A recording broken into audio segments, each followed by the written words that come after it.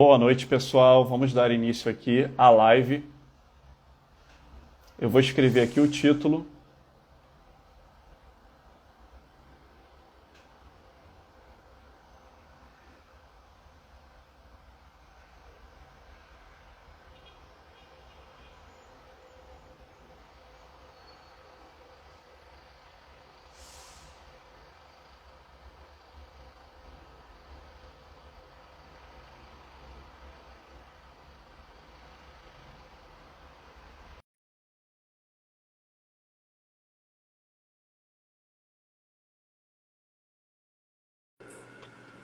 Voltamos aí Opa, estamos de novamente. volta. Doutor, estamos de volta. Houve uma pequena queda aqui na conexão.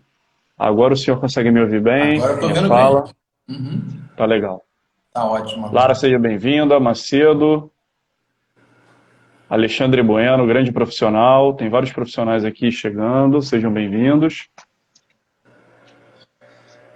Vamos dar início então à nossa live. O pessoal vai chegando aí, né? Já deu tempo do pessoal chegar.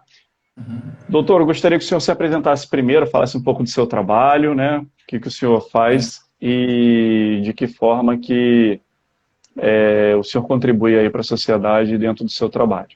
então, eu sou médico, cirurgião vascular, meu nome é Jorge Ribeiro, sou formado pela UFRJ desde o ano de 2006, atuo no município de Itaboraí, na área de cirurgia vascular, tenho uma clínica especializada na área de tratamento de doenças vasculares, que é a Angiovasc, e lá a gente desenvolve esse trabalho, né, voltado para tratamento, diagnóstico e principalmente prevenção, né, para doenças do aparelho circulatório. Né? Esse é o Perfeito. nosso foco lá de tratamento. E eu fiz o convite para o doutor Jorge, porque por acaso comecei a acompanhar o trabalho dele pelo Instagram e eu vi um trabalho diferenciado, essa preocupação em demonstrar e mostrar um pouco do seu trabalho, o comprometimento com a profissão e também nos esclarecer diversas dúvidas relacionadas ao sistema vascular, principalmente periférico, né, doutor? Eu achei bem legal. Acredito que seja até quase pioneiro dentro do mundo digital. Eu vejo poucos profissionais da saúde envolvidos com isso da área médica. E é bem interessante o seu trabalho, por isso eu te convidei e Eu que para a gente agradeço o poder convite.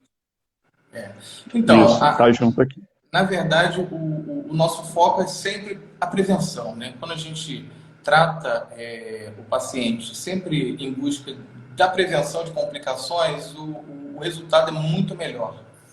Entendeu? Por isso que a gente sempre faz esse tratamento, eu enfoco isso bastante com todos os pacientes que chegam lá no consultório, porque fazer o diagnóstico e tratar acaba que é mais fácil, depende apenas do profissional, do médico que está assistindo.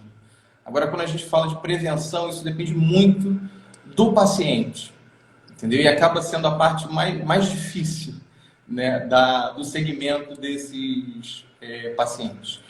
Agradeço o convite, né, e achei importante, né, fazer esse bate-papo aqui para você, porque a atividade física está diretamente relacionada com a prevenção e até o controle de doenças do aparelho circulatório, entendeu? Por isso que eu comentei contigo da gente conversar sobre as duas doenças de maior prevalência do aparelho circulatório, que é a insuficiência venosa e a doença arterial periférica, né? Perfeito. Primeiro porque a doença, a insuficiência venosa crônica, né, é uma doença de alta prevalência na população, né, e tem um apelo estético muito grande, né? E é a doença de maior procura no consultório, né? A maioria das mulheres chega lá com queixa estética por conta das varizes que aparecem na perna. Só que não se trata apenas de questão estética, muito mais do que isso, é uma questão de saúde, né? Bom, a Perfeito. insuficiência venosa, ela está diretamente relacionada a vários fatores, numa doença multifatorial. Então, a gente tem que trabalhar em cima dos fatores que são modificáveis. Por isso, a atividade física, né, é tão importante na prevenção desse tipo de doença, né?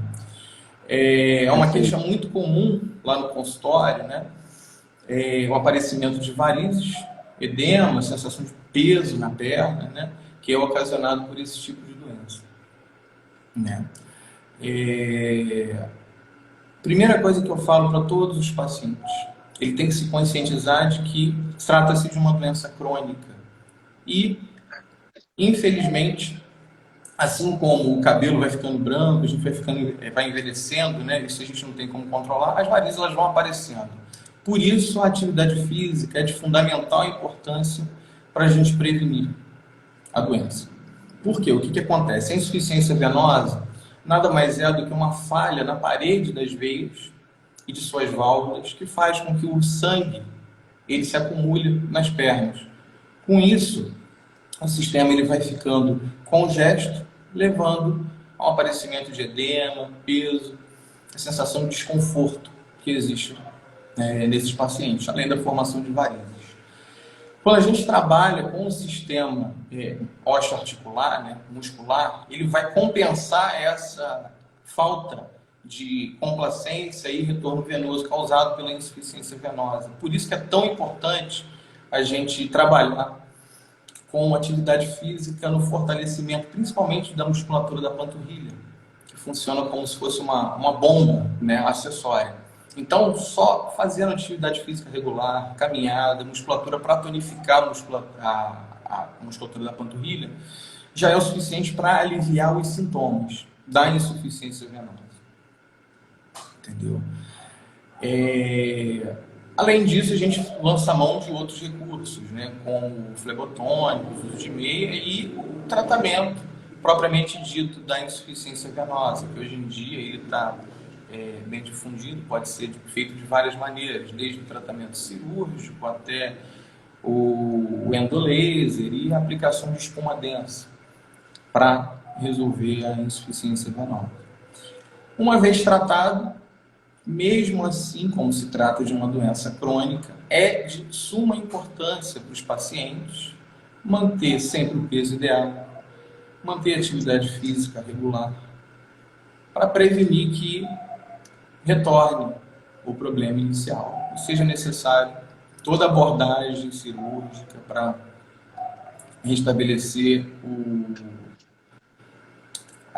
reiniciar, parar os sintomas desses pacientes. Perfeito, doutor. Dentro do que o senhor havia falado, né, da questão da prevenção, a gente ainda tem um olhar muito alopático, né, muito para a doença, em querer tratar a doença, e a prevenção ela tem sido difundida, divulgada fortemente, principalmente com essa pandemia, para poder mostrar que realmente o exercício físico ele tem combate 8 vezes o vírus aí, entre diversos outros problemas, né, coronarianos, doenças de risco, que também são carro-chefe que o coronavírus adora. Então, a gente está falando de sistema vascular, então a gente está falando também de doenças do aparelho circulatório, não só periférico, mas também central. Tudo isso influencia para o bem ou para o mal, de acordo com a nossa atividade física, né? A prevenção. Então, quando a gente trabalha com a prevenção do exercício físico, e a gente não pode vê-lo como um remédio, porque a gente tem a visão muito de foi no médico, o médico passou exercício físico como se fosse um remédio, né? Muitas vezes o cliente ele entra lá e ele quer um remédio, ele quer alguma coisa que seja palpável, ele quer ingerir alguma coisa, porque ele está acostumado a remédios, a um tratamento que tenha química, que seja algo incisivo, físico, que muitas vezes pode vir a causar dor enfim, está acostumado com isso. Então, quando a gente fala de exercício físico, né, na prevenção... Na verdade, o paciente ele sempre busca uma alternativa mais fácil, mais simples, né? Então, assim, quando ele vai em busca de um tratamento, ele quer um remédio ou quer uma abordagem cirúrgica que resolva o problema dele de imediato. Só que não é assim que funciona, né? Infelizmente, todos os benefícios, né, que a gente vê do aparelho cardiovascular, né, cardíaco propriamente dito, em relação à atividade física, se extrapola para a circulação periférica. Então, Exato. quando a gente passa isso para o paciente, ele até, num primeiro momento, ele recebe meio que receoso, né? Porque é mais É, difícil para ele se readequar, fazer toda essa mudança de hábito, né? Do que simplesmente chegar e tomar um medicamento, né? é.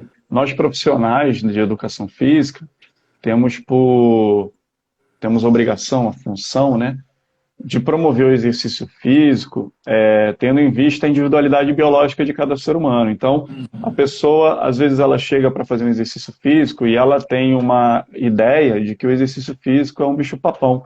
Muitas vezes porque vivenciou experiências ruins na sua infância, às vezes teve uma educação física escolar ruim, né, foi submetido a algum ambiente de estresse ou que o deixasse exposto a determinada situação e viu aquilo como algo ruim. Então, o exercício físico, mais que comprovado, né, que além dos diversos benefícios, ele também faz bem à saúde circulatória periférica, né? Além de melhorar a pressão arterial diastólica, os exercícios físicos, tanto aeróbico quanto exercícios de força, exercícios resistidos, eles são importantíssimos para que se tenha um ótimo retorno venoso e a pressão também arterial diastólica ela seja regulada pós-exercício. Vários estudos, principalmente atividade aeróbica, pós-exercício, elas tendem a regular melhor a pressão diastólica, além do retorno venoso também, junto com o exercício de força, claro,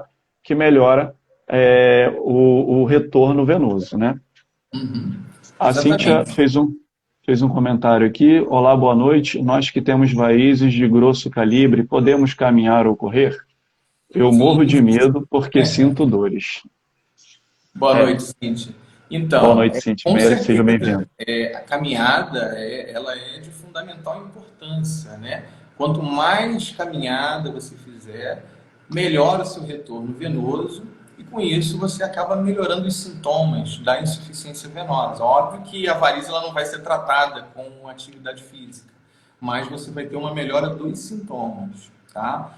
O que eu costumo Exato. não indicar para os pacientes que têm varizes de grosso calibre são atividades de musculação intensa, tipo fisiculturismo, porque nesses casos aí sim você pode acabar piorando os sintomas das varizes. Agora, caminhada, corrida leve, não há problema nenhum. Pelo contrário, você acaba melhorando os sintomas associados à insuficiência venosa, às varizes. O exercício aeróbico, doutor, complementando o que o senhor está falando aí, ele na claudicação, né, que são essas dores associadas também a problemas de periféricos, eles são diminuídos com o exercício aeróbico. Então, mesmo que você esteja sentindo dor na periferia, essa dor ela pode estar causada também pela inatividade e também ela tende a diminuir com o tempo. Então, você fazendo Isso. exercício aeróbico, você tende a ter uma resistência maior às dores, você tende a ter uma adaptação maior e você tende a ter uma regressão também da obstrução parcial dos vasos, caso você tenha uma arteriosclerose, tenha alguma obstrução Isso. aí, correto? Essa melhora que você está falando, ela é relacionada a pacientes portadores de doença aterosclerótica, né? Doença arterial periférica, né? Que são os pacientes que têm uma doença aterosclerótica tão avançada que leva à obstrução dos troncos arteriais, né? Exato. A essa alteração, né? Cujo sintoma é bem característico, né? O paciente ele anda a uma certa distância e para por conta de dor, a isso a gente chama de claudicação intermitente. Esses pacientes, eles têm um benefício muito grande com, principalmente, caminhadas, né? E se for caminhada assistida por um profissional apto, esse resultado é muito melhor. Por quê? Quanto mais a gente força a musculatura, quanto maior a demanda de oxigênio, mais a gente consegue induzir a formação de microcirculação. Com isso, a gente acaba compensando e aumentando o tempo de caminhada desses pacientes. Entendeu? Com Perfeito. isso, acaba Doutor, melhorando os sintomas. o fato do estilo de vida da pessoa, além do exercício físico, também influencia positivamente ou negativamente na formação das varizes, como, por exemplo, o uso do tabaco, bebida, essas coisas? Sim, sim, com certeza, né? São outros fatores que estão diretamente relacionados à formação de varizes e à doença aterosclerótica, né? O sedentarismo, a obesidade, A Alimentação também, né? O uso de Refrigerante. anticoncepcionais para mulheres. A alimentação, né, rica em gordura, né, também prejudica bastante no que tange a doença arterial periférica. Então, são vários fatores que influenciam na melhora ou piora do aparecimento desses sintomas. Como eu tinha dito anteriormente, né, relacionado à insuficiência venosa, existem fatores que são a gente consegue alterar, né, que são os fatores modificáveis, e infelizmente tem fatores imutáveis, né, que estão relacionados à genética, né, e idade, isso, alteração hormonal, esses fatores a gente não tem como alterar. Então a gente trabalha sempre nesses fatores que a gente consegue alterar, que é o estilo de vida, manter sempre o peso ideal, ter uma alimentação saudável. Somente fazendo essas modificações a gente já tem um prognóstico muito melhor em relação a essas doenças. Exato. A Organização Mundial de Saúde recomenda no mínimo 150 minutos de atividade física moderada para adultos. Isso daí são 30 minutos 5 vezes por semana, Por semana. né? Então, assim, 30 minutos de caminhada moderada, você já tem uma melhora de toda a função do organismo e do sistema vascular periférico também. E como você mesmo disse, panturrilha, né, que é o segundo, dizem que é o segundo coração aí do corpo humano. Exatamente, é o segundo coração do corpo. Esse retorno venoso também, os exercícios feitos de forma organizada por um profissional de educação física, seja no ambiente da academia ou fora dele, trazem um retorno muito bom, né? Exercícios de força organizados por grupamento, tudo isso vai trazer muito, muito benefício. Agora, o senhor tocou no assunto, doutor, do anticoncepcional, né? Aí, voltando, tem havido casos de jovens, pessoas muito novas, que estão desenvolvendo a trombose, né, e tem associado alguns tipos de anticoncepcional. Existe associação em relação a isso ou não existe? Não, não existe. Né? Não existe trombose associada à dose dependente do anticoncepcional utilizado. Né? Existe um risco maior associado ao uso de anticoncepcional independente da carga hormonal desse anticoncepcional. Né? Esse risco ele é em torno de 7 vezes maior do que uma pessoa que não faz uso do anticoncepcional. Entendeu? Então, dependente do tipo de anticoncepcional que se use, né, o risco de trombose existe. Tá? O que eu costumo recomendar para os meus pacientes, né, porque isso é uma pergunta muito frequente no consultório, é que se o uso do anticoncepcional for apenas para método contraceptivo, suspenda. Entendeu? Agora, se for por conta de doença, tratamento de doença, mantenha e veja a relação custo-benefício disso, né, com o ginecologista que prescreveu. Entendeu? Mas só o fato de fazer o uso do anticoncepcional já aumenta muito o risco de trombose. Né? Caramba! Outra coisa que está em voga, né, por conta nos últimos anos aí, é o risco de trombose associado ao coronavírus, né? Que quem tem coronavírus tem um risco de 16,5% maior de ter trombose em relação a quem nunca teve coronavírus. Caramba! Eu estou recebendo muito paciente com trombose pós-Covid. Isso é uma coisa muito... É um fator de risco atual, né, para trombose, quem teve o Covid. Uma doença maligna mesmo, né? Que veio aí para testar a medicina, para testar os profissionais e as pessoas. E aí a gente volta a falar sobre a prevenção, né? A importância da prevenção aí como um fator predominante para aumento de imunidade, para combater o vírus no sistema respiratório também, no sistema circulatório, né? E a manutenção, né? Tanto de quem não tem a doença vascular, quanto de quem tem a doença também, né, doutor? Continuar fazendo exercício físico, não só para o tratamento, mas também ao longo da vida. Isso aí, exatamente. E o uso do salto, o senhor acha que tem a complicação também no retorno venoso? Você acha que melhora, dificulta o retorno venoso, o fluxo sanguíneo? Sim, então, o uso do salto também é uma dúvida muito frequente, se causa varizes ou não. O uso do salto isoladamente não aumenta o risco de varizes, porém, aumenta os sintomas de dor e cansaço. Por quê? A musculatura da panturrilha ela fica constantemente em posição de relaxamento, né? Ela fica hipotônica. Com isso, não faz adequadamente a compressão do sistema venoso. Por isso que aumenta os sintomas. Entendeu? Então, assim, não causa varizes, porém aumenta os sintomas de dor, peso e inchaço na perna. Entendeu? O que eu costumo recomendar é usar, sim, mas moderadamente, não usar de maneira constante, né, o salto alto. Tá ótimo. As mulheres, ela com o peso do útero, elas também tendem a ter um aumento, né, do abdômen e dilatação maior das veias das pernas, não é, doutor? Isso aí influencia também, né? Sim, sim, O sim. sobrepeso também, além da gravidez, o sobrepeso também. Pessoa com um São dois grande fatores volume. diferentes, né? A obesidade, né, por aumento da pressão intraabdominal, você tem uma sobrecarga maior na perna, com isso você tem uma dificuldade no retorno venoso, que acaba aparecendo, surgindo mais varizes, né? Durante a gravidez, a gente tem, além do fator que é o aumento da pressão intraabdominal e compressão direta das veias ilíacas e cava por conta do crescimento do útero, né? E só isso já dificulta o retorno venoso, levando ao aumento do edema na perna e cansaço, peso, né, que a gestante reclama. Além disso, a gente tem alteração hormonal também, né, que leva ao aumento das varizes, tanto na cavidade pélvica quanto nas pernas, né?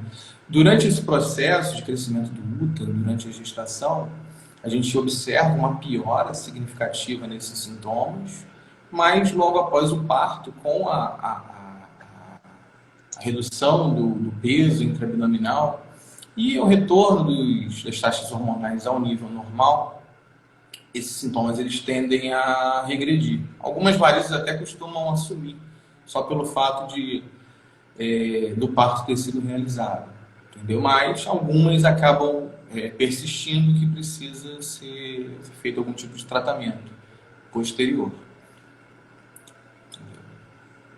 Perfeito. Estou escrevendo aqui que eu escrevi errado o título. Pronto, só para poder. Ah, Um outro detalhe aqui que eu tinha colocado. A menopausa. A menopausa também influencia, né, doutor? assim, a Você tem aí. gestação, com certeza, também influencia no aparecimento de varizes, né, nas mulheres. O princípio é o mesmo que acontece durante a gestação. Você tem uma alteração hormonal tão intensa, né, que leva a uma angiogênese mais intensa, ao aparecimento de novas veias com isso. Por isso que os sintomas são... Tem dois momentos da vida da mulher que esses sintomas são mais exuberantes, que é durante a gestação e durante a menopausa. Entendeu? Perfeito. Em relação ao público masculino, né, ele acaba tendo que ter um cuidado maior, eu acredito, que com um aumento muito grande do volume da gordura central. Isso daí também influencia muito fortemente no retorno venoso e se dá também pela inatividade física, né? Pelo Sim, sim. sedentarismo, pela falta de O prática aumento de da atividade física. circunferência abdominal aumenta, né, o índice de doença coronariana, né? Você tem um risco maior de infarto e AVC. Os pacientes que têm uma circunferência abdominal aumentada, né? Não, E extrapolando para a doença periférica, né, esses pacientes têm um risco maior também de doença aterosclerótica, que é o acúmulo de gordura nas artérias, né? Isso principalmente nos homens. Tá? Homem também tem varizes, tem. tá? Apesar de alteração, ser muito mais prevalente em mulheres, a doença venosa nos homens ela está diretamente relacionada a fatores genéticos, né, imutáveis. Então, nesse tipo de paciente, né, nos homens, tratamento, uma vez realizado, dificilmente ocorre recidiva. E se ele mantém o tratamento preventivo, com atividade física regular, né, dificilmente ele tem recidiva de sintomas. Né? Laís aqui falou, muito bom, parabéns, um tema muito interessante. Roberta escreveu aqui, tive problemas de varizes uterina na gestação de trigêmeos.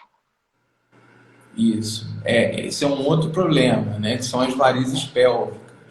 São as varizes que elas ficam no útero, né? O surgimento delas está relacionado à gestação e também ao surgimento por fatores genéticos, né? Histórico familiar, né? O tratamento desse tipo de varizes, ele se dá a partir da embolização dessas veias, né? A gente é um procedimento endovascular, a gente introduz molas, né, e espuma dentro dessas veias por via endovascular e faz o tratamento dessas veias, né?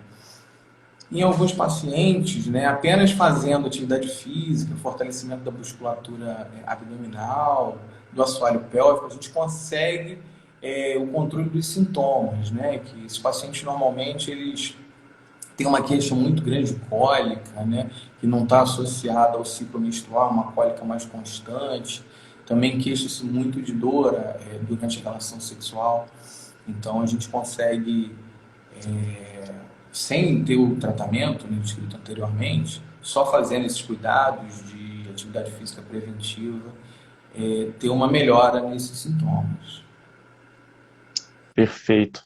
A Jussara falou, esse tema menopausa é muito bom. Jussara, depois se você quiser saber um pouco mais sobre menopausa, lá no meu Instagram, prof.danielmiranda, você vai encontrar, eu estou falando sobre síndrome metabólica, e aí eu estou associando a menopausa. Eu acho que tem quatro videozinhos, eles estão organizados, você pode dar uma olhada lá, eu vou estar falando bastante coisa sobre a menopausa, sobre exercício físico, sobre a síndrome metabólica e esses, pelo menos, 3 fatores de risco que são considerados síndrome metabólica e como trabalhar de forma a reduzir esses sintomas e ter uma qualidade de vida maior. Tá bom? Doutor Jorge, eu agradeço a sua presença, a gente acabou fazendo uma live aqui de meia hora, foi ótimo, deu para a gente conversar rapidinho, para não ficar muito pesado também, né? E aí, numa outra oportunidade, a gente também pode voltar a fazer uma outra live sobre um outro tema relevante. Desejo sucesso ao senhor, à sua esposa e a Laísa. E que a clínica, quem não conhece ainda a clínica Dr. Jorge, pode entrar no perfil dele, Angiovasc, não é isso? Angiovasc, underline. Isso, quem quiser escrever aí embaixo o nome, escreve o nome da clínica aí, já para ficar. E aí vocês conhecem um pouco o perfil dele. Eu agradeço ter o aceite do convite. E depois essa live vai ficar gravada no IGTV. Quem quiser ver novamente, tá convidado aqui, ele escreveu embaixo, Angiovasc, só entrar lá, conhecer um pouco o trabalho deles. E é isso. Caso vocês não me conheçam ainda, queiram conhecer um pouco do meu trabalho também, podem entrar no meu perfil, prof.danielmiranda. Eu tenho alguns infoprodutos, trabalho com produtos digitais de exercício físico orientado, ao vivo, e também tem outros programas gravados online, vocês podem fazer comigo presencialmente, podem fazer offline, baixando os treinamentos também, tudo muito organizado. E é isso, muito bom, excelente profissional, super recomendo, equipe nota 1000, Cássia falando. Maravilha. Obrigado, doutor. Obrigado, Daniel. Até mais. Obrigado a todos vocês. Tchau. Um abraço. Tchau.